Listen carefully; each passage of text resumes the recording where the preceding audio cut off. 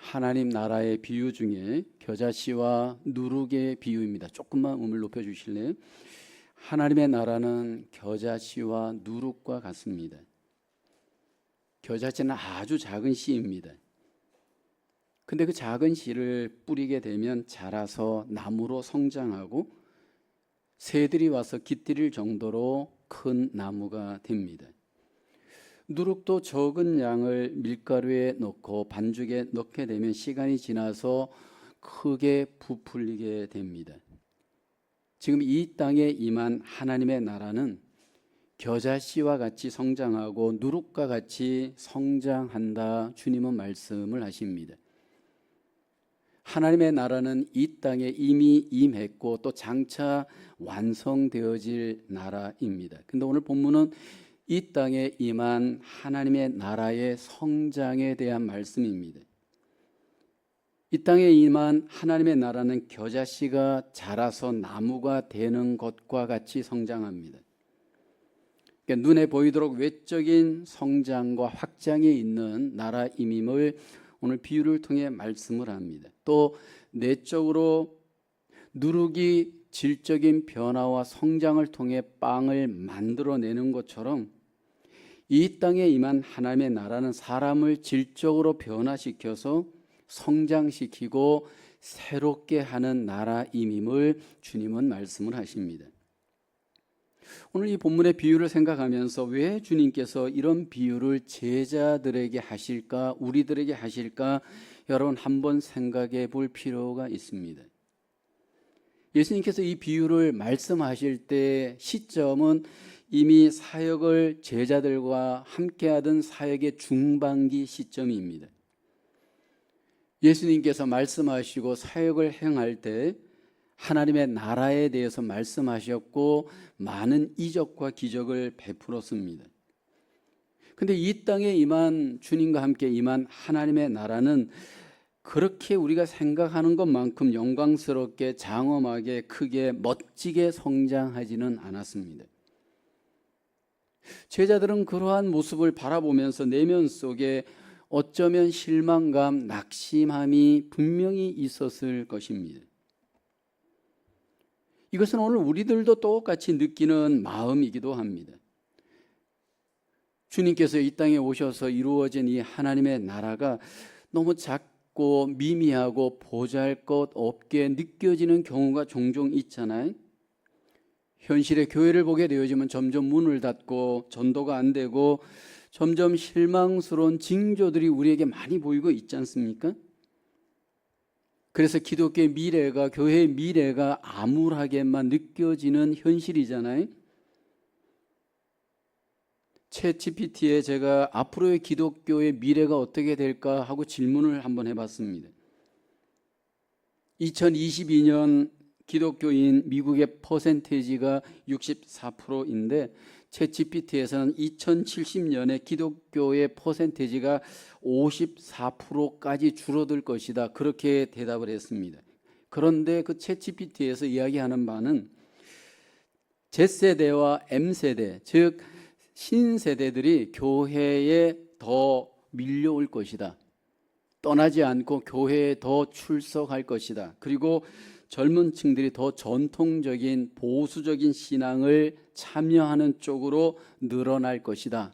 그렇게 대답하는 것을 제가 보았습니다. 사실 지금뿐만이 아니라 기독교 2000년 역사를 더듬어 하나하나 보게 되면 고난 속에서 핍박 속에서 기독교가 마치 소멸되어져 없을 것 같은 위기가 얼마나 많이 있었습니까? 근데 기독교는 내적으로 성장하였고 외적으로 성장하였고 오늘 여기까지 이르게 되었고 앞으로도 여러분 분명히 그 생명의 역사는 성장의 역사가 되어질 겁니다. 오늘 본문에서 우리는 겨자씨와 누룩의 비유를 통해서 하나님이 우리에게 원하시는 뜻, 교훈을 함께 나누기를 원합니다. 첫째로 하나님의 나라 작은 것의 가치를 귀중하게 여깁니다. 겨자씨도 작고 누룩도 작은 것인데 이 작은 것이 가치가 되어지는 나라, 하나님의 나라입니다. 31절을 보면 또 비유를 들어 이르시되 천국은 마치 사람이 자기 밭에 갖다 심은 겨자씨 한 알 같으니라고 합니다. 여기 겨자씨는 씨 중에서도 더 작은 씨입니다. 그래서 깨알이 작은 것의 어떤 대표가 되는데 깨알보다도 더 작고요. 심지어는 우리의 눈곱보다도 더 작은 씨입니다. 그래서 오늘 본문의 주님도 이 겨자씨를 향해서 모든 씨보다 작은 것이로되 라고 말씀을 합니다. 그러니까 이 땅에 임한 하나님의 나라는 사실 이 겨자씨와 같은 작은 것을 통해서 하나님의 나라가 이 땅에 이루어지게 될 것입니다. 그런데 이 한 알, 겨자씨 한 알이 멈추지 않고 자라는데 자라서 풀보다 크게 되고 나무가 크게 되어서 거기에 공중의 새들이 와서 그 가지에 깃들일 정도로 성장하게 될 것 강조합니다. 누룩도 작습니다. 33절에 보면 또 비유로 말씀하시되 천국은 마치 여자가 가루 서말 속에 갖다 넣어 전부 부풀게 한 누룩과 같으니라. 여러분, 누룩은 아주 작은 양만 밀가루 반죽에 들어가면 그것이 반죽을 부풀리게 합니다. 작지만 작은 것에서 멈추지 않고 크게 성장시키는 능력이 누룩에게도 있습니다. 이 땅에 임한 천국은 작은 것을 통해 시작되어지지만 누룩같이 겨자씨같이 자라서 크게 하는 하나님의 번식과 성장의 나라가 되어질 것 주님은 말씀을 합니다. 여러분, 우리가 성경을 보다 보면 구약으로부터 신약에 이르기까지 하나님께서 겨자씨같이 누룩과 같이 작은 자들을 통해서 이 땅에 어떻게 일하셨는지 성경은 소개하죠. 창세기에 보면 1장부터 11장이 원 역사이고 12장부터 창세기 50장까지가 이제 구속의 역사가 시작이 됩니다. 근데 그 구속의 역사의 시점에 사용되어진 한 사람 아브라함입니다. 창세기 12장 하나님의 구속의 역사가 시작되면서 하나님이 그 아브라함을 선택하시고 부르십니다. 우상을 섬기던 그 아브라함, 작은 자 아브라함이었습니다. 그런데 하나님은 그 아브라함을 부르면서 땅의 모래알처럼 바닷가의 모래알처럼 하늘의 별처럼 많은 사람을 이루는, 민족을 이루는 그 놀라운 씨의 복을 약속을 합니다. 하나님의 그 놀라운 성장의 번식의 역사가 아브라함을 통해서 일어날 것을 말씀을 하죠. 그 언약의 약속이 어떻게 성취가 됩니까? 아브라함을 통해서 결국 마침내 예수 그리스도에 이르러서 그 역사가 성취되어짐을 성경은 말씀하잖아요. 마태복음 1장 1절을 보면 시작이 아브라함으로부터 시작됩니다. 아브라함과 다윗의 자손 예수 그리스도의 계보라. 이 땅에 오셨던 예수님이 아브라함의 씨로 오십니다. 하나님이 아브라함에게 예언했던 것은 단지 아브라함이 아니고 아브라함의 씨인 메시아를 통해 이 땅에 이루어질 하나님의 나라에 대한 하나님의 놀라운 예언의 약속이었습니다. 그 아브라함을 통해 약속하였던 그 약속이 마침내 성취가 되어져 이 땅에 이루어지게 하십니다. 이 땅에 오셨던 메시아이신 예수님도 이 땅에 오실 때 하나님은 철저히 작은 자로 오게 하시잖아요. 일단 예수님의 육신의 어머니 아버지 마리아와 요셉은 지극히 작은 자에 불과했습니다. 예수님이 태어나신 곳도 여러분 작은 동네 유다 땅 베들레헴이잖아요. 미가서 5장 2절에 이미 예언하기를 베들레헴 에브라다야 너는 유다 족속 중에 작을지라도 이스라엘을 다스릴 자가 내게서 내게로 나올 것이라. 작은 동네 베들레헴에서 태어나게 하시고 자라나시는 곳도 나사렛 작은 동네에서 자라게 하시고 사역하는 곳도 갈릴리 작은 곳에서 사역을 하게 하십니다. 그리고 그 예수님이 이 땅에서 하나님의 나라를 시작할 때 선택한 12명의 제자를 가만히 들여다보십시오. 전부 다들 작은 자들이었잖아요. 겨자씨 같고 누룩과 같은 작은 자들을 주님은 선택하셔서 주님의 귀한 제자들로 사용을 하십니다. 그 12명 중에 가장 수제자였던 베드로를 한번 보십시오. 여러분, 그 베드로만을 그때 만약 우리가 인간적 관점에서 봤다면 이제 끝난 것입니다. 실패한 것밖에는 보이지 않을 정도로 여러분, 베드로에는 단점이 많았고 예수님을 3번씩이나 부인할 때 보면 사실은 여러분 모든 것들이 끝장난 것 같은 정황입니다. 근데 사도행전에 가보면 그 베드로가 놀라운 변화의 역사, 성장의 도구를 이루잖아요. 여러분, 이 베드로가 사도행전에 가서 변화된 모습을 보게 되면 마치 겨자씨가 겨자나무가 된 것 같고요, 누룩이 자라서 빵이 된 것 같은 놀라운 역사가 그를 통해서 증명이 되죠. 베드로가 복음을 증거하는 모습을 한번 보십시오. 사도행전 2장 38절에 보면 베드로가 이르되 너희가 회개하여 각각 예수 그리스도의 이름으로 침례를 받고 죄 사함을 받으라. 그리하면 성령의 선물을 받으리니, 예수님을 3번씩이나 부인하고 도망가던 두려워하던 베드로였습니다. 그런데 여러분, 이 베드로가 이렇게 변화되었습니다. 놀라운 것은요, 이 베드로가 이 말을 증거했을 때, 이 복음을 증거했을 때 그 결과입니다. 사도행전 2장 41절을 보면 그 말을 받은 사람들은 침례를 받으며 이날의 신도의 수가 3,000이나 더하더라. 여러분, 이게 말이 되는 숫자입니까? 하나님께서 베드로와 같은 작은 자 한 사람을 통해서 30배, 60배, 100배, 1000배의 그 놀라운 역사와 열매를 지금 이루어 가십니다. 이것은 여러분 지금도 계속되어지는 하나님의 일입니다. 겨자씨 같은 한 사람을 선택하여 주님께서 지금도 교회를 세워가고 계시고 지금도 하나님의 나라를 이 땅에 세워가고 계십니다. 스펙이 좋은 사람을 하나님이 우리가 보기엔 사용할 것 같은데, 하나님은 스펙보다도 작은 자를 하나님이 더 선택하시고 사용하시는 하나님의 사역의 루틴입니다. 왜 그렇게 하실까요? 고린도전서 1장 26, 27절에 이렇게 말씀하죠. 형제들아, 너희를 부르심을 보라. 육체를 따라 지혜로운 자가 많지 아니하며 능한 자가 많지 아니하며 문볼 좋은 자가 많지 아니하도다. 그러나 하나님께서 세상에 미련한 것들을 택하사 지혜 있는 자들을 부끄럽게 하려 하시고 세상에 약한 것들을 택하사 강한 것들을 부끄럽게 하려 하시며 라고 말을 합니다. 작은 자를 통해서 하나님은 큰 자들을 부끄럽게 하십니다. 주님만 자랑하고 주님만 높임이 되고 주님께만 영광이 되게 하십니다. 이 세상 나라는 세상적인 능력과 지혜가 있는 사람들이 높임과 존경과 사람들에게 박수갈채를 받습니다. 그런데 교회는 거꾸로 갑니다. 하나님의 나라는 거꾸로 갑니다. 하나님의 지혜와 하나님의 능력으로 나타내기 위해서 작은 자를 통해서 하나님께서 일하시고 작은 자를 통해서 하나님께서 영광을 받으십니다. 이민 목회를 하면서 제가 가장 배우는 것 한 가지는 한 사람의 중요성입니다.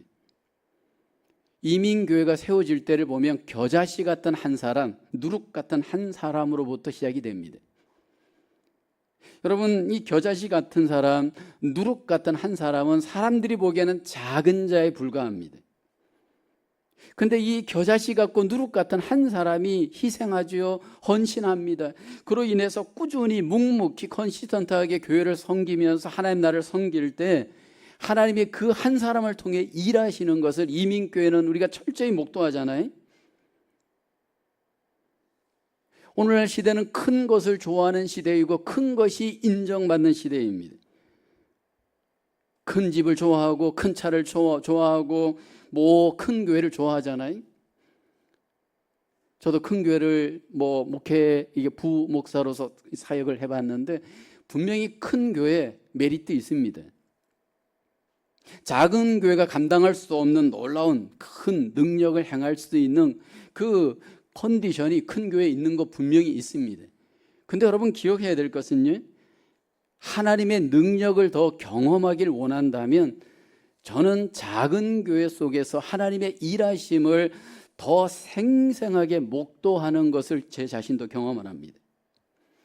겨자씨같이 누룩같이 일하시는 하나님, 오늘도 우리 속에, 교회 속에, 우리의 삶 속에 나타내 주시는 줄로 믿습니다.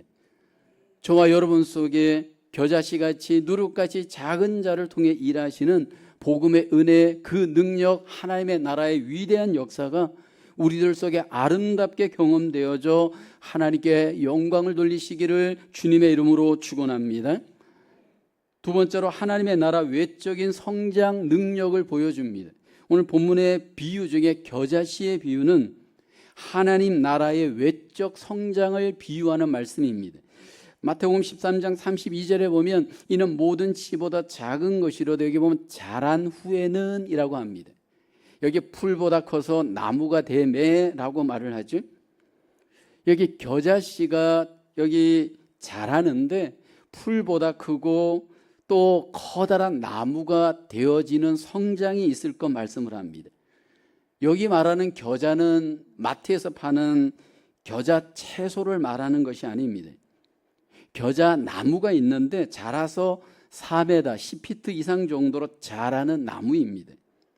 아마 성지순례를 가보신 분들은 예루살렘에 가면 그 거리에 관상수로 겨자 나무가 있는 것을 보게 될 겁니다. 그 나무는 최소 이렇게 사람 키 이상으로 커서 거기에 새들이 와서 깃들일 정도의 나무가 됩니다. 여기 복음으로 인해서 하나님의 나라가 이 땅에 세워질 때 작게 시작하는 그 하나님의 나라가 이렇게 크게 성장하는데, 외적으로 성장하는데, 외적인 그 성장이 우리가 생각하는 것과 비교할 수 없을 정도로 성장하게 되어집니다. 여러분, 예수님께서 선택한 12명의 제자는 겨자씨와 같습니다. 근데 여러분, 그 12명이 어떻게 성장해 가는지를 한번 잘 보십시오. 세상적인 관점에서 이 12명의 여러분 선택은 너무나도 초라한 모습이었습니다. 근데 이 12명과 더불어 이제 사도행전에 가서 성장의 열매들이 가시적으로 나타나는데, 먼저 여러분 120명으로 성장하잖아요. 사도행전 1장 15절을 보면 모인 무리의 수가 약 120명이나 되더라. 이때 상황은 예수님이 감람산에서 하늘로 떠나고 제자들과 함께하는 성도들의 숫자입니다. 그러니까 12명이 지금 120명까지의 숫자가 성장하였죠. 여기에서 끝나질 않습니다. 이 베드로가 이제 막 복음을 전하고 제자들이 막 복음을 전하고 사람들이 침례를 받으면서 사도행전 2장에 들어가서는 이 숫자가 3,000명으로 바뀝니다. 사도행전 2장 41절을 보면 그 말을 받은 사람들은 침례를 받음에 이날의 신도의 수가 3,000이나 더하더라. 근데 여러분, 여기 이 3,000명이 그냥 3,000명이 아니고요. 사도행전 2장을 보게 되면 날마다 마음을 같이하여 집에서 모이고 성전에서 모이는 열정이 있는 그리스도인들이었습니다. 그뿐만이 아니라 여러분, 복음을 담대히 전하고 사람들에게 예수 그리스도를 알리는 정도의 복음에 충만한 사람들입니다. 근데 이것이 사도행전 4장에 가보십시오. 남자의 숫자만 5,000명이 됩니다. 사도행전 4장 4절을 보면 말씀을 들은 사람 중에는 믿는 자가 많으니 남자의 수가 약 5,000이나 되었더라. 여러분, 그 당시에 교회나 사도들이 숫자의 목표를 갖고 막 숫자를 불리기 위한 어떤 그러한 사역을 한 것은 아닙니다. 그냥 복음의 능력이 이 숫자가 이렇게 열매로 나타나고 이렇게 성장이 나타나더라는 겁니다. 제한할 수 없는 그 복음의 외적인 성장, 하나님의 역사가 분명히 사도행전 속에 우리에게 소개되고 있습니다. 여러분, 이 복음이 이 땅에 뿌려져서 사도들과 더불어 교회와 더불어 활동할 때 기독교는 굉장히 핍박과 고난의 시대였습니다. 특별히 이 로마가 기독교를 굉장히 핍박하였잖아요. 1세기, 2세기 그때의 상황은 굉장히 핍박의 시기였습니다. 로마가 주후 1000년이 되던 해, 주후 247, 248년, 그때가 언제냐면 바로 이제 1000년을 맞이하는 시점입니다. 근데 로마가 이렇게 1000년을 맞이하면서 대대적인 파티를 합니다. 사흘 밤낮을 술을 마시고 춤을 추면서 1000년 생일을 기념하게 됩니다. 근데 이때 그리스도인들이 이 잔치에 참여하지 않습니다. 그리고 난 뒤에 그 다음에 249년경 정도에 로마에 엄청난 역병이 돌기 시작을 합니다. 그때 그 역병이 시작된 곳이 어디냐면 키프리안이라는 곳에서 역병이 시작되었고, 그로 인해서 이게 로마가 점령한 온 지역에 이 역병이 퍼집니다. 그래서 하루에 막 5천 명씩 죽었다라고 합니다. 알렉산드리아 도시에서는 인구의 3분의 2가 죽었다 할 정도였습니다. 그런데 이 질병이 어떤 질병이었느냐? 역사학자들은 홍역이 아니었을까 합니다. 그런데 이 역병이 왜 발생했는지 원인을 몰랐습니다. 그런데 이 로마인들이 이 기독교인들을 박해하기 위해서 이 원인을 그리스도인들에게 돌렸습니다. 그리스도인들이 로마의 신들을 진노했기 때문에 이 재앙이 일어났다라는 겁니다. 그래서 로마의 신들을 달래기 위해서 대규모 박해를 이제 그리스도인들에게 행하면서 그 피를 흘리게 한 겁니다. 그리고 그때 당시에 로마인들이 박해 그 가운데 그리스도인들을 더 박해하고 그들을 찾아내기 위해서 그 우상에게 제사를 드린 사람들에게는 제사 증명서를 발급했다고 합니다. 그 제사 증명서에는 어떤 내용이 기록됐느냐 하면 저는 늘 로마의 신들에게 제사를 드렸고 이번에도 황제가 명한 대로 제사를 드린 한편 제사에 부었던 포도주 모든 고기를 먹었습니다 라고 하는 확인서를 갖고 자기가 그리스도인이 아닌 것을 증명하게 했습니다. 근데 그리스도인들은 이 제사 증명서가 없기 때문에 고난을 받고 때로는 박해를 받고 때로는 순교를 당합니다. 초대교회 시대 때 많은 그리스도인들이 이제 순교를 당하는데 예수님의 12제자 중에서 가룟 유다를 제외한 11명이 순교를 당합니다. 역사가들에 의하면 베드로가 십자가에서 거꾸로 순교를 당했다라고 합니다. 여러분, 바울은 로마 감옥에서 갇혀 있다가 결국은 그가 로마 시민권인 관계로 고통이 적은 그 참수형 칼로 이렇게 배임을 당하는 순교를 당합니다. 전설에 의하면 이 바울의 머리가 3번 땅에서 튀어 오르면서 거기에 피를 흘렸고 그곳에 샘물이 솟아난다고 해서 거기에 지금 그 바울 교회가 있습니다. 유세비우스라고 하는 교회의 학자에 의하면 그때 당시에 로마에 의해서 순교를 당한 그리스도인들의 숫자가 셀 수 없이 많다. 과연 몇 명이나 순교를 당했을까? 챗GPT에 물어봤더니 숫자는 안 나오더라고요. 최소 수만 명, 최대 수십만 명 순교를 당했다라고 역사학자들은 말하고 분명히 그렇게 다들 추정을 합니다. 근데 여러분, 어떻게 이런 박해 속에, 고난 속에 여러분 교회와 하나님의 나라가 성장할 수 있었을까라는 겁니다. 어떻게 이렇게 박해의 연속이었는데 순교하는 가운데 있었는데 하나님의 나라가, 교회가 이렇게 성장할 수 있었을까라는 겁니다. 여러분, 보일 때는 성장이 미미한 것 같고 끝날 것 같았지만 하나님의 능력, 복음의 능력, 하나님의 놀라우신 역사는 결코 제한할 수 없음을 역사는 우리에게 증거하고 있습니다. 오늘 우리가 이 시대를 살아가면서, 우리는 역사 속의 삶을 살아가면서 지금 내가 보는 관점의 기독교를 속단하지 않길 원합니다. 때때로는 믿음 생활하면서, 교회를 보면서, 하나님 나라를 보면서 조급하게 결론을 내리려고 하는 조급함들이 우리에게 있잖아요. 빨리빨리 뭔가가 이렇게 결과가 나타나야 하는데 안 나타나면 우리는 굉장히 조급해합니다. 왜 이렇게 빨리 성장을 안 하지? 목사님, 왜 우리 교회가 막 수백 명씩 빨리빨리 부흥을 안 하죠? 뭐 이렇게 질문을 하시는 분들이 있습니다.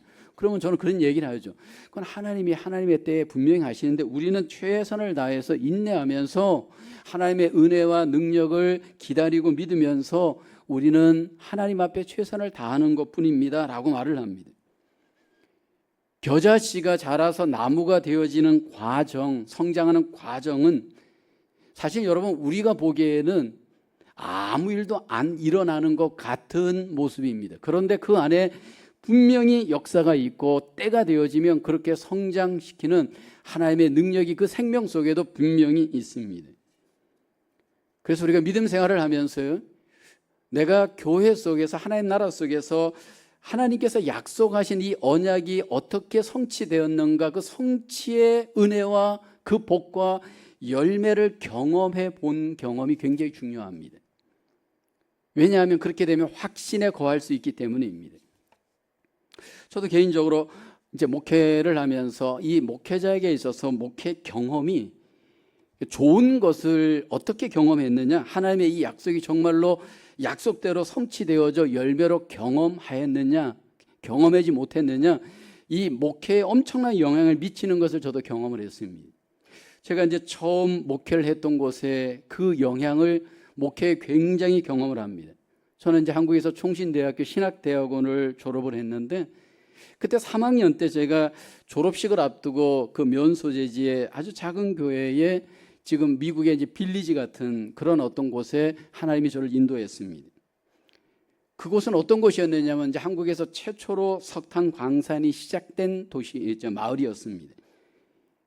광산이 잘 될 때는 수만 명 모였던 곳이고 그 교회도 최소 200여 명 이상 모였던 교회였습니다. 그런데 결국 이제 그 석공 합리화 정책 때문에 이제 탄광이 문을 닫고 사람들이 이제 떠나는 정황이었습니다. 근데 이제 그 교회 전임자 목사님이 귀신론, 이제 잘못된 이단론을 주장하시다가 교회에서 대대적인 분쟁이 일어났습니다. 여러분 아시는 그 귀신론 이단은 모든 질병의 원인이 귀신이라고 주장을 하면서 막 축사를 하고 막 그러잖아요. 그러니까 이제 그것 때문에 이제 결국 이단 시비가 붙었고 결국 그 목사님은 사임하게 되었고 그로 인해서 교회가 이제 분쟁이 일어나서 교인들이 다 흩어지게 된 교회였습니다. 근데 뭐 전혀 목회 경험도 없는 제가 32살의 나이에 이제 그 전도사로 그 교회 부임을 하게 되었습니다. 12월 성탄절을 앞두고 수요 예배 시작이 되었습니다. 나무바닥, 이게 마룻바닥에 앉아서 예배를 드리면서 이제 예배를 이제 함께 드렸던 곳인데 굉장히 그 동네가 추운 동네였습니다. 근데 교회에 대한 나쁜 소문 때문에 또 지역적인 어려움 때문에 그 교회는 도저히 성장할 수 없는 컨디션입니다. 근데 제 속에는 그런 믿음이 있었습니다. 하나님께서 한 사람 한 사람을 예수님을 대하듯 믿음으로 대하고 복음의 능력을 믿고 최선을 다하면 하나님께서 모든 열매를 맺게 하신다라고 하는 기본적인 믿음이 저에게 있었습니다. 목회 경험은 없었지만 기본적으로 하나님에 대한 믿음, 말씀에 대한 믿음, 또 자세에 대한 믿음이 저에게 있었습니다. 그렇게 해서 섬기기 시작했는데 이제 일단 없었던 유초등부가 조직되어져 예배를 드리고요. 또 드리지 않았던 중고등부가 조직되어져 예배를 드리면서 아이들이 모이면서 교회가 모이기 시작을 합니다. 그리고 교회를 떠났던 사람들이 돌아오고 불신자들이 교회를 통해서 구원을 받기 시작을 했습니다. 수십 년 절에 다녔던 사람이 어느 날 갑자기 하나님의 전적인 은혜로 교회를 출석하면서 이제 예수를 믿겠다고 하는 일들이 일어나면서 교회가 성장하게 되어져요. 그러면서 결국 이 뭐 교회당이 형편없었는데 교회당도 다시 짓게 되고 사택도 다시 수리하게 되면서 교회 속에 하나님께서 놀라운 성장의 은혜를 경험하게 했습니다.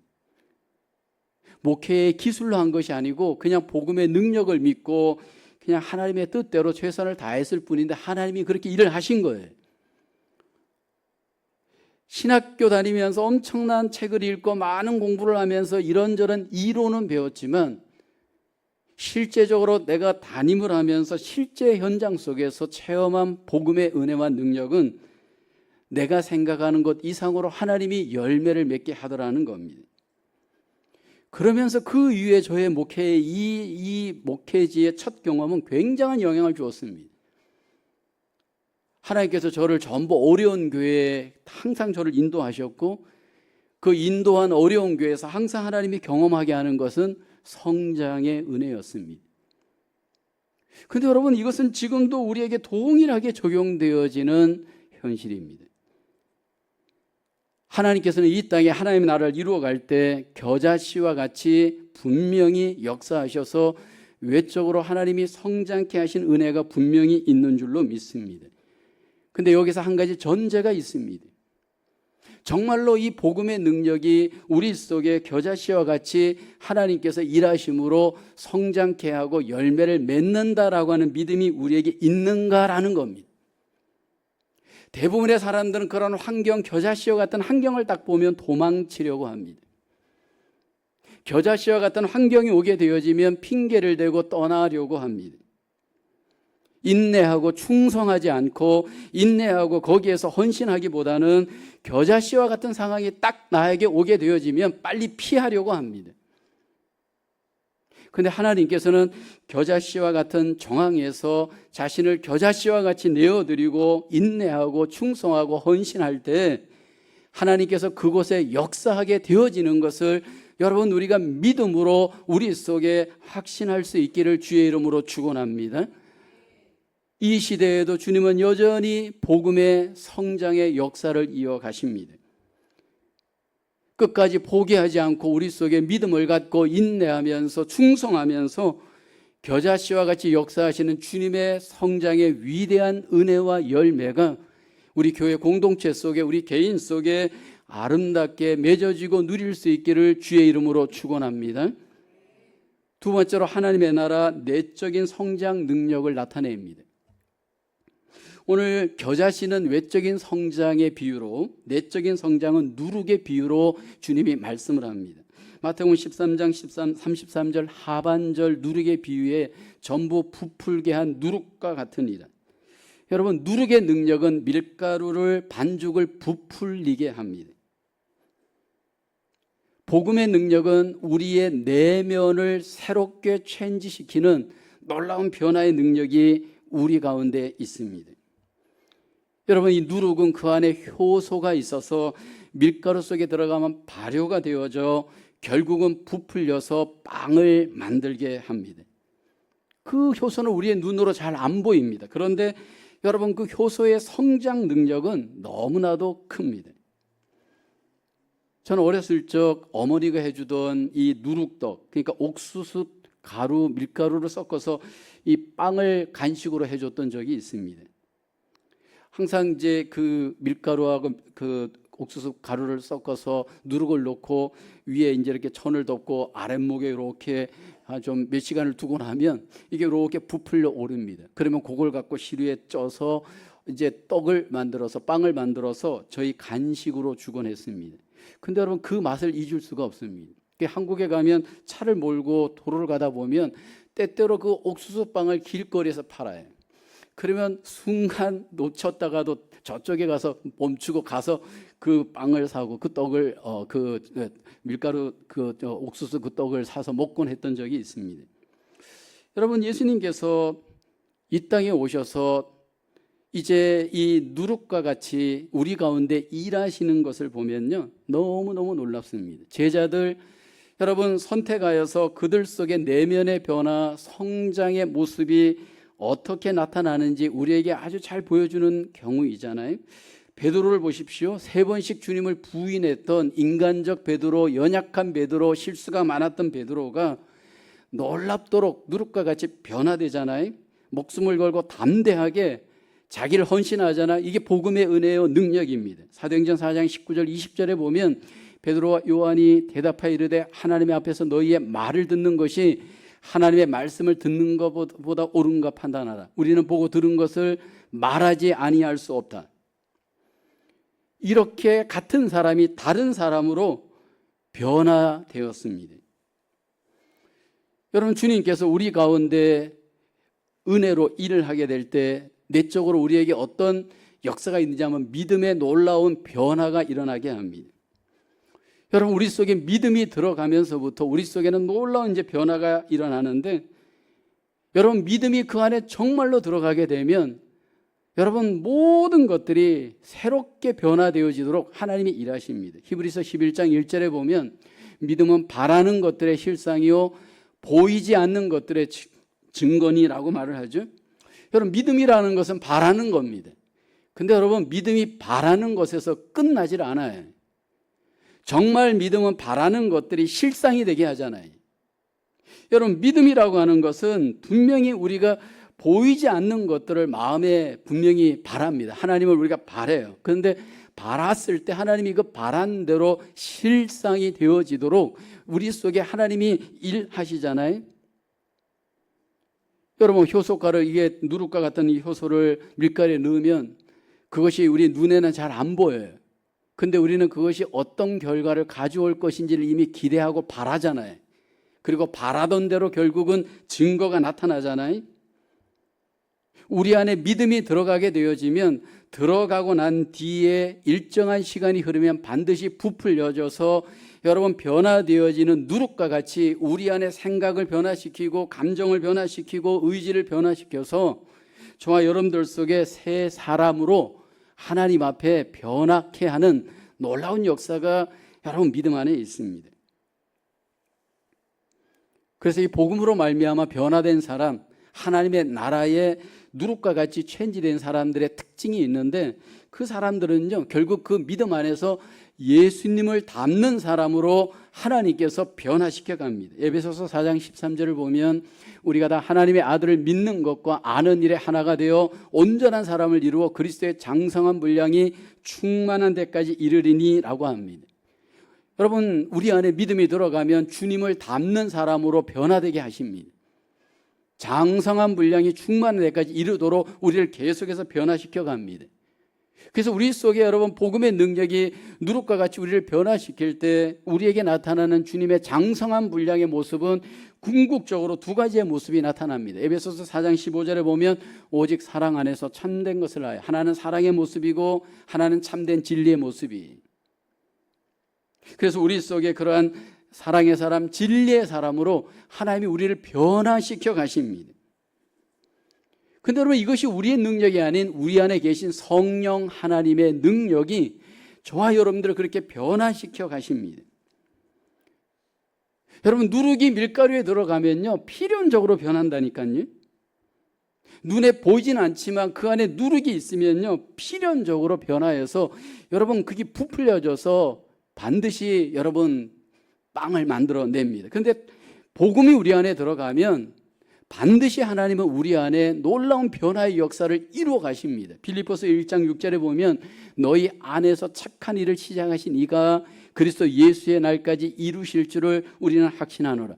우리 안에 복음이 들어가는 순간 성령이 우리 안에 찾아오시는 거예요. 여러분 우리 안에 성령님이 우리 안에 계시면서 우리를 주님을 닮도록 그 착한 일을 우리 안에서 지속적으로 능력으로 행하고 계시기 때문에 저와 여러분들을 변화시켜 가십니다. 그래서 저와 여러분들이 하나님 안에서 놀라운 변화의 열매를 반드시 맺도록 하나님께서 우리 가운데 일하시는 것을 저와 여러분들이 경험하게 될 줄로 믿습니다. 여러분 이렇게 성장이 잘 된 분들, 복음 안에서 이렇게 잘 변화된 분들에게 어떤 결과가 일어날까요? 오늘 본문을 보면 겨자씨가 결국 자라서 나무가 되어지고 나무가 될 때 거기에 새들이 와서 깃들입니다. 32절을 보면 이런 말씀이 있잖아요. 이는 모든 씨보다 작은 것이로되 자란 후에는 풀보다 커서 나무가 되매, 여기서 끝나지 않잖아요. 나무가 되었더니 어떤 결과가 있느냐면 새들이 와서 그 가지에 깃들이느니라. 잘 자란 나무는 새들의 안식처가 됩니다. 그래서 그 나무에 와서 새들이 깃들여서 놀고 쉬고 여러분 그 안에서 평안을 누리잖아요. 예수 그리스도 안에서 잘 자란 성도님들은 어떤 모습이냐면 잘 자란 나무와 같습니다. 여러분 잘 성장한 그리스도인들 한 사람 한 사람은 어떤 유익을 주느냐 하면 마치 이 나무와 같이 힘들고 어려운 사람들에게 안식을 제공하고 쉼을 제공하고 위로를 주고 행복을 주는 놀라운 도구로서 역사를 감당합니다. 교회 안에 보면 그런 분들이 있어요. 그분에게만 가면 위로가 됩니다. 그분에게 가서 교제를 하게 되면 힘을 얻는 분이 있습니다. 근데 어떤 분은 갔다 하면 에너지를 다 뺏기는 분이 있어요. 갔다 하면 마음이 오히려 답답하고 힘든 분이 있잖아요. 그런데 정말 성장한 분들을 보면 잘 자란 나무와 같아요. 그래서 그분에게 가면 에너지를 얻고 힘을 얻고 그래서 다시 믿음의 용기를 얻고 돌아오게 되어집니다. 우리가 인생을 살아가면서 나는 지금 가족에게 어떤 도움을 주고 있는지, 나는 교회에서 사람들에게 어떤 도움을 주고 있는지, 내가 머무는 그곳이 그늘이 되어지고 내가 있는 그곳이 사람들에게 용기를 주고 내가 있는 그곳에서 많은 사람들에게 도움을 준다면, 나로 인해서 누군가가 힘을 얻고 행복해진다면 여러분 얼마나 기쁘고 유익한 일이겠습니까? 저와 여러분들이 잘 자란 나무와 같이 자라서 하나님께서 쓰시는 귀한 도구로서 사람들에게 축복을 나누어주고 사람들에게, 많은 사람들에게 유익을 전달해주는 귀한 도구로서 하나님 앞에 승리할 수 있기를 주의 이름으로 축원합니다. 지금 우리는 하나님의 나라를 이 땅에서 경험하고 있습니다. 이 땅에 임한 하나님의 나라는 반드시 겨자씨와 같이 누룩과 같이 성장합니다. 근데 하나님은 우리가 그 하나님의 나라의 성장의 귀한 은혜와 복의 도구가 되기를 원합니다. 특별히 저와 여러분들이 하나님의 나라의 그 외적인 성장, 내적인 성장, 우리 개인적으로 경험하고 우리 교회 공동체도 내적, 외적 성장을 경험하여 나무와 같이 잘 자라 많은 이들에게 힘과 용기와 격려와 여러분 은혜를 끼칠 수 있는 저와 공동체의 모습으로 하나님 앞에 세워져 가야 할 줄로 믿습니다. 이 땅에 임한 하나님의 나라가 오늘도 저와 여러분을 통해서 겨자씨같이 누룩같이 잘 번식하고 성장하여 하나님께는 영광이요 우리에게는 위로와 소망을 끼칠 수 있는 저와 여러분의 삶으로 하나님 앞에 드려지기를 주님의 이름으로 축원합니다. 기도하겠습니다. 은혜가 풍성하신 하나님, 예수 그리스도로 말미암아 우리에게 구원의 은혜, 하나님 나라의 귀한 은혜를 주심을 감사합니다. 주님께서 통치하시는 하나님의 나라가 겨자씨와 같이 누룩과 같이 성장함을 말씀을 통해 함께 나누었습니다. 하나님, 우리가 잘 자란 겨자씨 나무와 같은 존재로 살게 하시고 그 누룩이 변하여 하나님 아버지 이렇게 떡이 되고 빵이 되는 것처럼 변화되어져 주님을 닮은 하나님의 귀한 백성으로 하나님 앞에 살게 하여 주시옵소서. 우리를 통해서 누군가에게 힘이 되고 하나님 아버지 복의 통로가 되게 하시고 우리 교회 공동체를 통해서 더욱더 이 세상 가운데 하나님의 놀라운 용기와 힘과 격려와 소망을 나눠주는 귀한 통로가 되어질 수 있는 하나님의 교회 공동체 되게 하여 주시옵소서. 이 한 주간도 살아갈 때 하나님의 나라의 풍성한 은혜와 복을 누려가는 복된 한 주간 되게 해주시기를 소원하오며 예수님의 이름으로 기도하옵나이다. 아멘. 우리 다 함께 찬양 드리십니다.